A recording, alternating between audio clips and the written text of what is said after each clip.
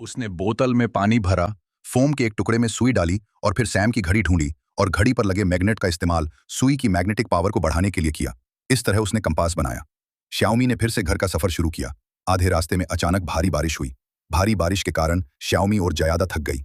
इस कारण श्याओमी को कुछ चीजें छोड़नी पड़ी। पहले एक नोटबुक, फिर कुछ बेकार की छोटी छोटी चीजें और पैसों के नोट। फिर वो अपने रास्ते पर आगे बढ़ी, लेकिन चलते समय अचानक उसे जमीन पर पड़े पैसों के नोट दिखाई दिए। उसे तुरंत एहसास हुआ कि वो फिर से खो गई है और फिर जल्दी से अपने बैग में से कंपास निकाला, पर कंपास ने अपना मैग्नेटिक पावर खो दिया था। जैसे ही वो शिविर में लौटने वाली थी, उसने अचानक कदमों की आवाज सुनी और वो इतनी डरी हुई थी कि वो जल्दी से पेड़ पर चढ़ गई। लेकिन जब वो आधी चढ़ गई तो अचानक शाखा टूट गई और वो पेड़ पर उल्टी लटक गई।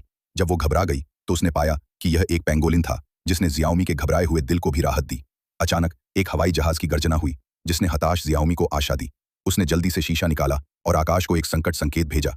वो दौड़ी और चिल्लाई, लेकिन उसने अपने पैरों को पूरी तरह से अनदेखा कर दिया और गलती से गुफा में गिर गई। जब जियाओमी अपने कोमा से उठी तो उसने पाया कि उसका निचला शरीर एक विशाल चट्टान से दबा हुआ था और उसके सिर से खून बह रहा था। फिर चट्टान पर छोटे छोटे पत्थरों से तब तक प्रहार किया जब तक कि चट्टान के किनारे नीचे नहीं गिर गए और वो मुक्त होने में सक्षम नहीं हो गई। इस ऑपरेशन ने भी उसे थका दिया। थोड़े आराम के बाद वो आसपास की स्थिति का निरीक्षण करने लगी।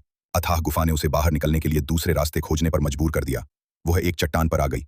जमीन के नीचे एक गहरी खाई थी और चढ़ने के लिए कोई जगह नहीं थी, लेकिन यह उसके बचने का एकमात्र तरीका था। लेकिन जैसे ही वह आगे बढ़ने वाली थी, जमीन के नीचे की चट्टानें ढहने लगी और फिर उसका शरीर तेजी से नीचे गिर गया।